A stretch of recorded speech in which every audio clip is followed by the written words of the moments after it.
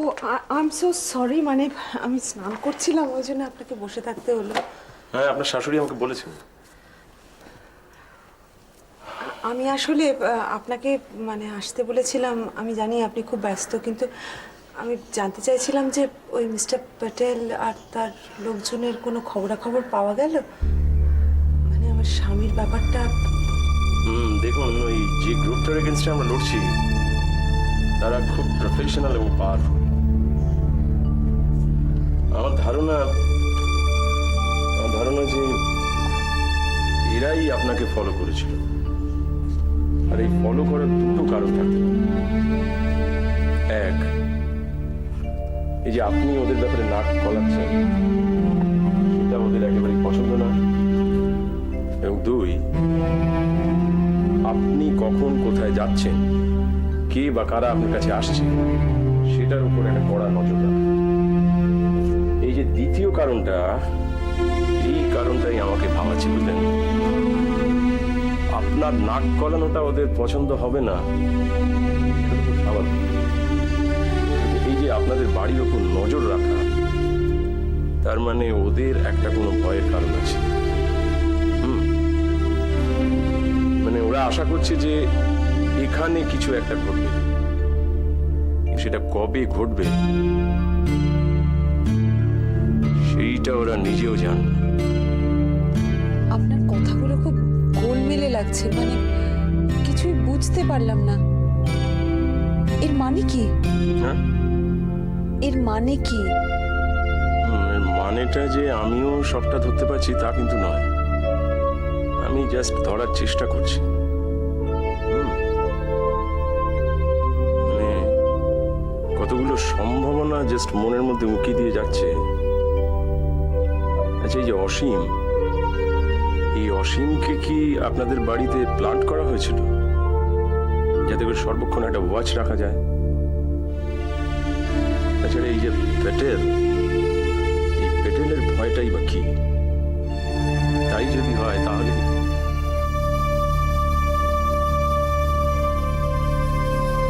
কাজের কাজ তো কিছুই হচ্ছে না। মাঝখান থেকে আমার বৌমাকে কিছু আষাঢ়ে গল্প শোনানো হচ্ছে। কি ভাবো তুমি আমাদের? আমরা বোকা, কিচ্ছু বুঝি না। মাসিমা দেখুন, এই কেসটা কিন্তু সত্যিই ভীষণ জটিল। থাক, ওই মাসিমা টাসিমা বলে আর আমার সাথে সম্পর্ক পাতাতে এসো না, ওতে বিশেষ কিছু লাভ হবে না। মা, দেখো বৌমা, তোমার এই কিংসুক বাবুর মতলবটা না আমি খুব ভালোভাবেই বুঝতে পেরেছি। একজন জোয়ান বিধবা সুন্দরীকে দেখে মনে একেবারে ফুর্তি জেগেছে। মা, হ্যাঁ ঠিকই বলছি। আর অসীমটা ছিল একমাত্র পথের কাঁটা। তা তোমাকে দিয়ে অসীমকে সরিয়ে বেশ মৌরুষি পাটটা গেড়ে বসা গেছে। শোনো বাবু, অসীম না আমাদের সংসারে কিছু টাকা দিত, তাতে এই বুড়ো বুড়ির সংসারটা মোটামুটি চলে যেত। আজ কিন্তু তোমার জন্যই আমার এই সংসারটা একটা বিপদের মুখোমুখি এসে দাঁড়িয়েছে। মা, মা, আমাদের সংসারে কোনো বিপদ নেই, কোনো বিপদের মুখোমুখি এসে দাঁড়ায়নি।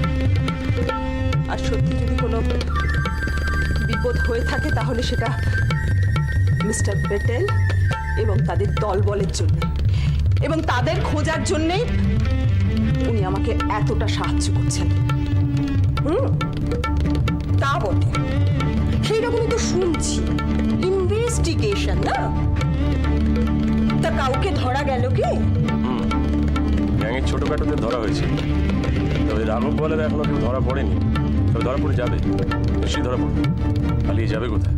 দেখো বাবু, তোমার ওই কথার চালে কৌশলে বৌমাকে তুমি বোঝাতে পারো, আমাকে আমার চুলে তার এমনি এমনি পাক ধরেনি।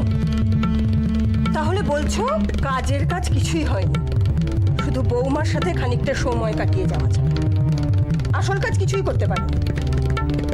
তা বৌমা, আমি বলি কি যে সঙ্গই যখন দিচ্ছ তখন আর একটু অন্যভাবে দিতে পারো না? তাহলে সংসারের আয়টা একটু বাড়ে। প্লিজ আপনি চুপ করুন, একদম চুপ করবেন না। আর একটা কথা বলবেন, আপনি আমার মায়ের বয়সী বলে তখন থেকে মুখ বুঝে সবকিছু সহ্য করে যাচ্ছে। আপনি আমাকে যা খুশি বলুন, আমার কিছু যায় আসে না, কিন্তু ওনাকে এই সমস্ত কথা আর একটাও বলবেন না। একদম চুপ করে থাকবেন আপনি।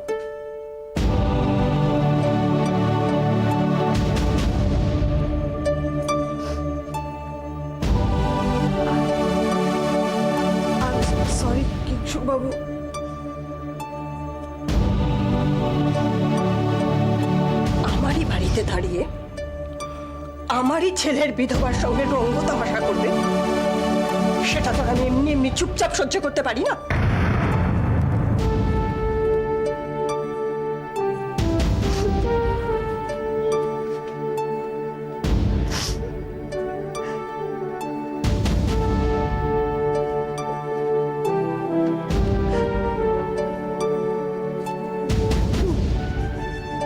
সীমা দেবী,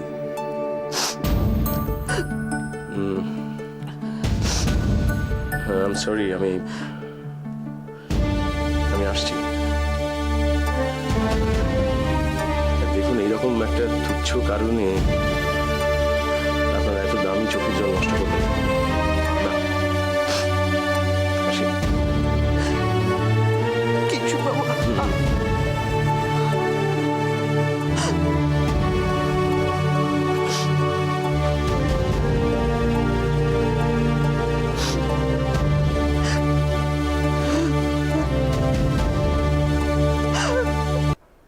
পারানি মাসি পিসি মোদের বাড়ি এসো, চাল কলা খেতে দিও মেখে টেকে মেশো।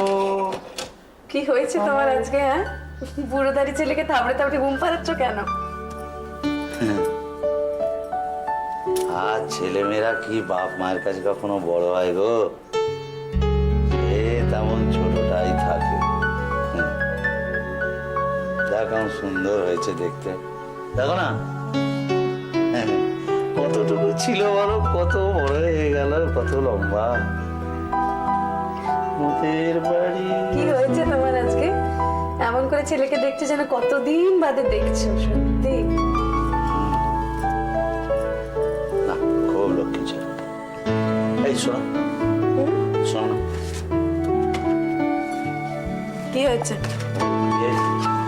বলছিস, হ্যাঁ গো, তোমার শরীর খারাপ টারাপ করছে না তো? ভালো আছো তো? শরীর আমার ঠিক আছে। দিয়াকে দেখতে যেতে পারছি না, মনটা খুব খারাপ করছে গো। লতার জন্য ভেবে খুব কষ্ট হচ্ছে। বেচারির মনের উপর দিয়ে যা যাচ্ছে। 9 মাস ধরে আমরা সন্তানকে পেটে পালন করি, তার জন্ম দিই, তাকে বড় করে তুলি। এই সন্তানের যখন কিছু হয় না, তখন বাপ মায়েদের শুয়ে গেছে তো, শুয়ে গেছে ট্যাপ ওয়াটার। তোদের এই মেয়ে ছেলেদের এত চোখের জল যে কোথা থেকে আসে? হাই, হাজার দিন বলেছি মেয়ে ছেলে করবে না, খারাপ কথা। মেয়েদের বলো। আচ্ছা ঠিক আছে, মেয়েদের ছেলে বাল হ্যাপি, খুশি, বসো বসো।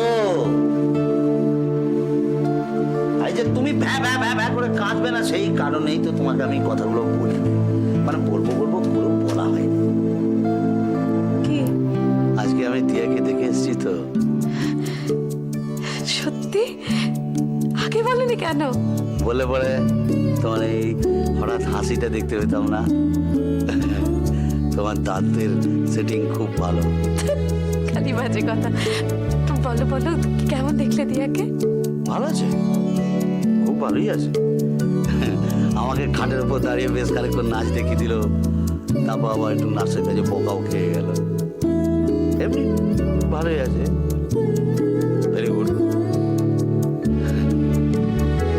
ও ঠিক আছে, ভালো যাবে নিশ্চয়ই, ভালো দেখো। দেখো, হ্যাঁ, কাল সকালে দোকানে যাওয়ার আগে মার মন্দিরে একটু দিয়ার নামে পুজো দিয়ে দেবে? হ্যাঁ, ওসব নিয়ে চিন্তা করো, দিয়ে দেবো। লতা ছিল, কেমন দেখলে ওকে? হ্যাঁ, বাপ মায়েরই তো ছেলে মেয়েকে নিয়ে চিন্তা সবচেয়ে বেশি।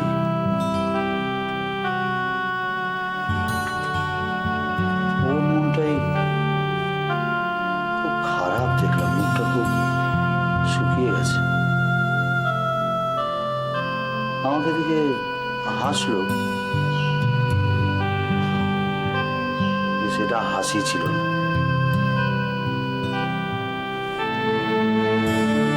দেখো না, গৌরবের বস্ত্রের সবই তো ঠিকঠাক করে না।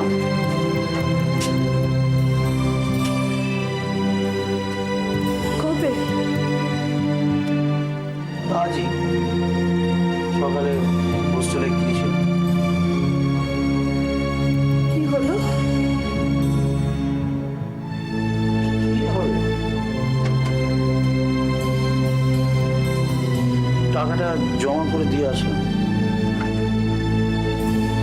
মনে হচ্ছিল খুব আনন্দই মানে হওয়ার কথা। ছেলেটা ইংরেজি পড়বে, আদব কায়দা শিখবে, ভালোই তো। টাকা পয়সা জমা করে যখন ফিরে আসছি আমার ভালো লাগলো না তো,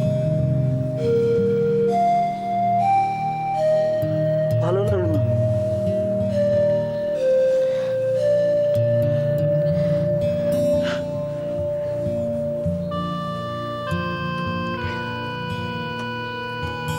পারানি মাসে বেশি ওদের বাড়ি এসো,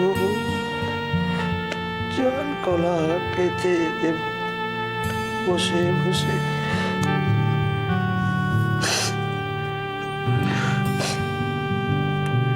চলো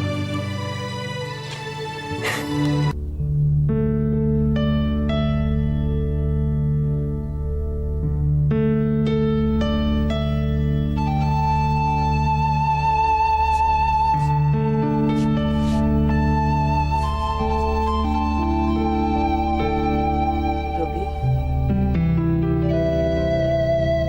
বলো।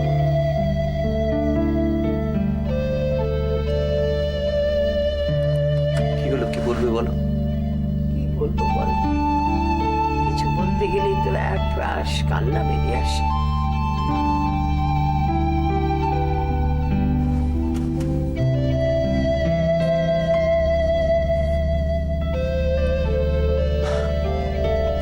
এমন করে বলো না। তুমি তো জানোই তোমার চোখের জল আমায় আরো দুর্বল করে দেয়।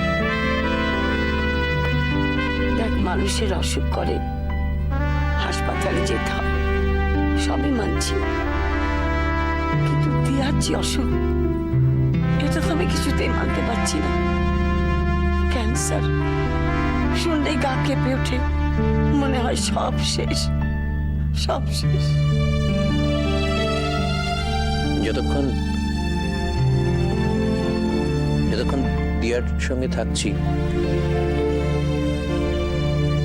দিব্যি হাসছি, কথা বলছি, বলতেই হচ্ছে। কিন্তু যেই ওকে হাসপাতালে রেখে বাড়ি চলে আসছি, বুকের ভেতরটায়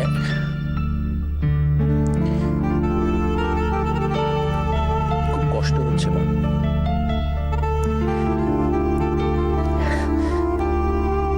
জানি লতা রাতে থাকছে ওখানে।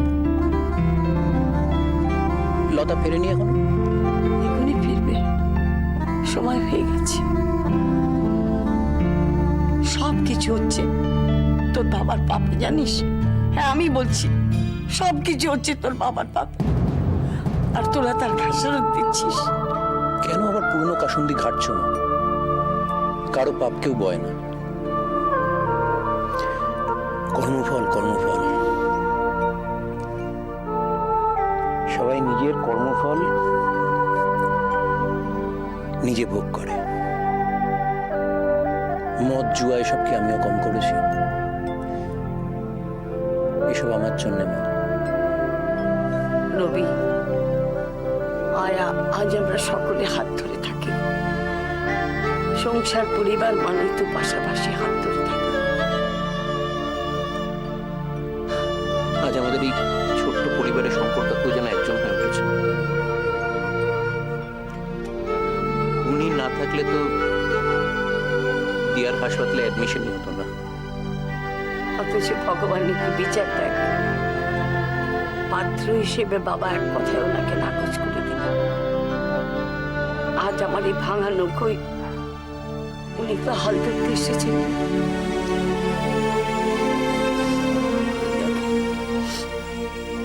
তোকে যে কথা বলতে এসেছিলাম, বলো মা।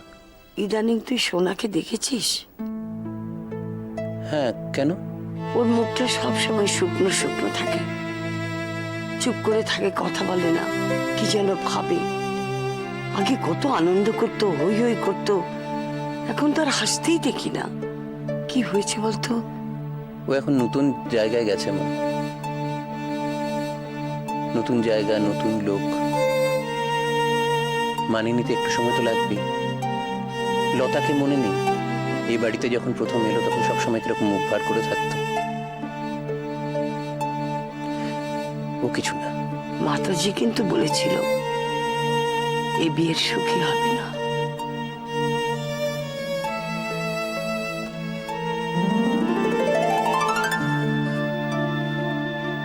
সোনার সেরকম কিছু হলে অন্তত লতার তো সেটা বলতো না। ভুল ভাবছো। মাতাজি বলেছেন বলেই তোমার এমনটা মনে হচ্ছে।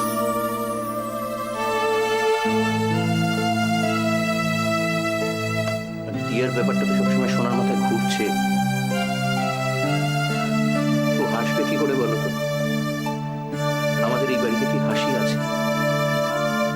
আমার মনে কিন্তু বউ গাইছে, বিপদ কখনো একা আসে না, দোষও নিয়ে আসে।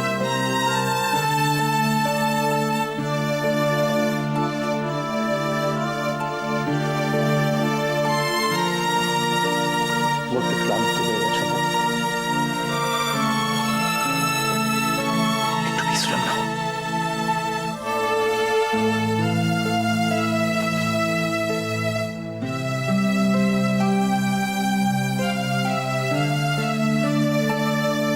মেয়ের চোখের ভাষা